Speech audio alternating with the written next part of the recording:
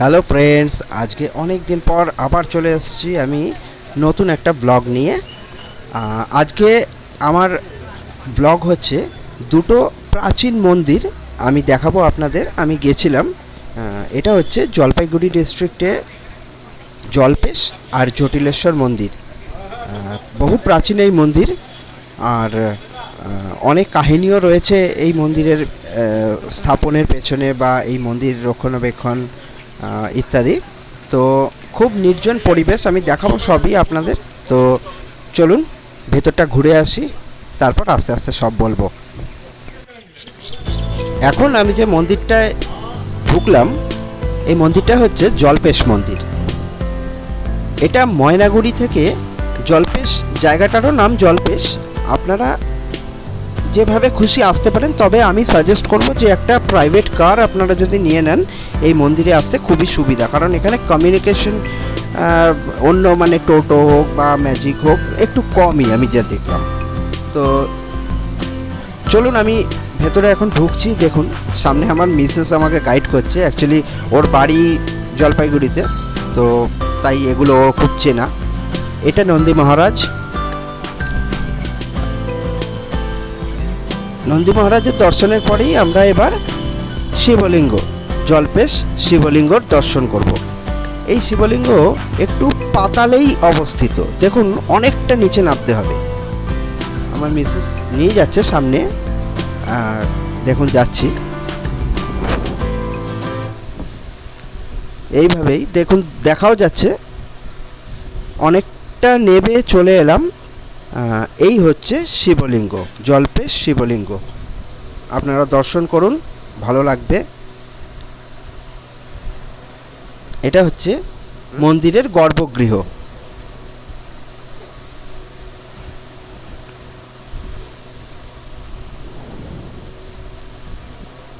খুবই শান্ত আর নির্জন। আমি দেখলাম খুব একটা বেশি ভিড়ভাড় নেই, ভালো লাগবে আপনাদের। আচ্ছা, মন্দির থেকে বেরিয়ে এলাম। এবার এসেই দেখুন সামনে এটা টিকিট কাউন্টার। আমি আগেই দেখানো উচিত ছিল আপনাদের। এখানে টিকিট কেটেই প্রবেশ করতে হয়। এইবারে মন্দিরটা দেখার পর আমরা সামনে দেখুন মহাকাল মন্দির। সামনে যে মন্দিরটা দেখতে পাচ্ছেন ওটাই মহাকাল মন্দির। এবারে আমরা মহাকাল মন্দিরের দিকে যাব আর মহাকাল মন্দিরে প্রবেশও করব। মন্দিরেতে যদি আপনারা ভাবেন যে পুজো দেব, তাহলে দেখুন সামনেই এখানে ফুল, জল, ধূপকাঠি, মিষ্টি, নকুলদানা ইত্যাদি সমস্ত কিছু এখানেই পাওয়া যায়। এখান থেকে আপনারা কিনে মন্দিরে পুজো দিন। তো চলুন মহাকাল মন্দিরে ঢুকি, মহাকাল বাবার দর্শন করি। এটাও একটু নিচের দিকেই নেমে যেতে হবে, ছোট্ট গেট। দেখুন সামনেই মহাকাল বাবা, দর্শন করুন আর প্রার্থনা করি আপনাদের সবাইকে ভালো রাখুক মহাকাল বাবা। তো এবার এই মন্দিরটা দর্শন করেই আমরা চলে যাব জটিলেশ্বর মন্দির। দেখুন আমরা জটিলেশ্বর মন্দির চলে এসেছি। জলপেশ থেকে জটিলেশ্বর 10 কিলোমিটার মতন লাগে, কিন্তু একদম গ্রামের ভেতর দিয়ে রাস্তা, খুব গাড়ি ঘোড়া খুবই কম। আমি তো দেখিইনি বলতে গেলে। তো আপনারা ওই জন্যই আমি বারবার সাজেস্ট করছি আপনাদের যে আপনারা যখনই আসবেন একটা প্রাইভেট কার বুক করে নেবেন, তাহলে কি আপনাদের কোনো রকম অসুবিধা হবে না, নিজের মতন ঘুরতে পারবেন।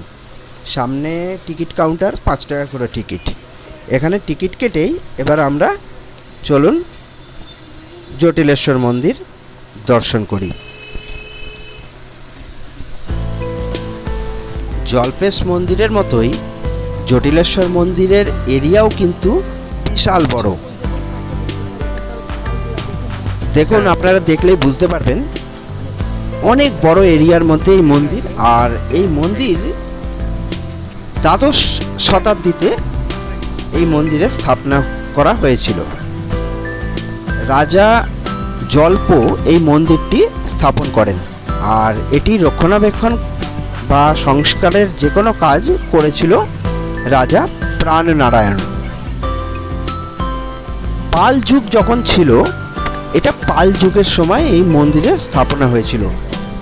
ঋষি বশিষ্ঠ এখানে এসেছিলেন। যতটুকু ইতিহাস জানেন আপনাদের সাথে শেয়ার করলাম। আপনারা যদি আরও কিছু জানেন কমেন্টে লিখবেন। তো চলুন ঘুরে ঘুরে দেখি। আর সবথেকে আশ্চর্য হলো এখানের মন্দিরের যে পাথর আপনারা দেখতে পাবেন, বহু প্রাচীন পাথর। আর এই পাথর কেটে কেটে কি সুন্দর মূর্তিও তৈরি, সবই দেখাবো আপনাদের। চলুন ঘুরে ঘুরে দেখি, ধীরে ধীরে কথা হবে সব। হাঁটতে হাঁটতে সামনে একটা নজরে পড়লো সাইনবোর্ড লাগানো। দেখুন সাইনবোর্ডে কি লেখা আছে। এখানে বশিষ্ঠ মুনি রাজাকে বলছেন যে এখানের মন্দিরের পুজো দিলেই জল্পেশ মন্দিরের পুজো দেওয়ার ফল একই হয়। তো আমি বললাম যেটা বশিষ্ঠ মুনি এসেছিলেন এখানে, সেটাই এখানে লেখা আছে ফলকে। এটা সিদ্ধেশ্বরী মন্দির।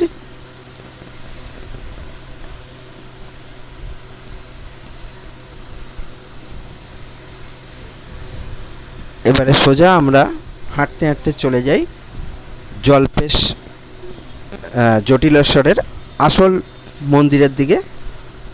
দেখুন সামনেই এটাই হচ্ছে জটিলেশ্বর মন্দির।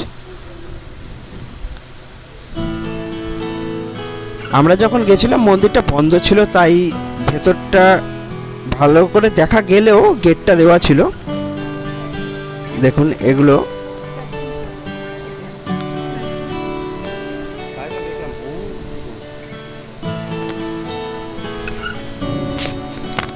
দেখুন, আপনাদের আমি গেট দিয়ে দেখাবো যতটা পারছি।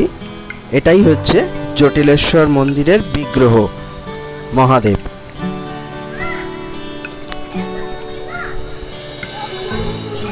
জল্পেশ মন্দিরের মতো অতটা নিচে না হলেও এই মন্দিরটাও কিন্তু বেশ কিছুটা নিচে নেবেই মন্দিরের বিগ্রহ দর্শন করতে হবে।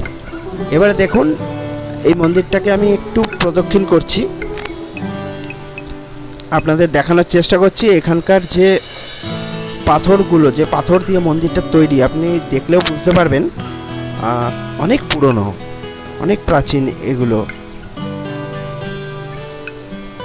মানে কি আশ্চর্য, এগুলো কিভাবে তৈরি। আর সব থেকে বড় কথা, আশেপাশটা দেখলে আপনি বুঝতে পারবেন এখনই এরকম এত নির্জন। আগে এটা কীরকম ছিল, মানে একেবারে আমার তো মনে হয় এটা একদম মানে জঙ্গলের মধ্যেই ছিল মন্দিরটা। চারিপাশ মানে গাছগাছালিতে ভরা, একদম নির্জন একটা পরিবেশ। খুব ভালো লাগবে, আপনারা এসে দেখবেন। এই দুটো মন্দির সত্যি মানে হয়তো অনেকে জানেন না বা যাই হোক আসা হয় না, কিন্তু এসে দেখবেন এত ভালো লাগবে, মন আপনাদের একেবারে শান্ত হয়ে যাবে। এখানে পাথর কেটে লক্ষ্মী নারায়ণ, তারপর গণেশ মূর্তি এইসব বানানো রয়েছে।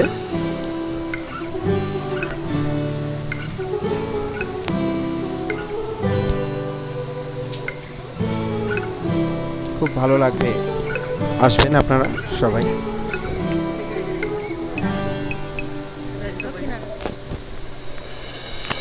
মন্দির দেখার পর এবার সামনে একটা পুকুর কাটানো হয়েছিল, সেখানে যাব। তার আগে এখানে নারায়ণ মন্দির, এটা একটু দর্শন করে নিন।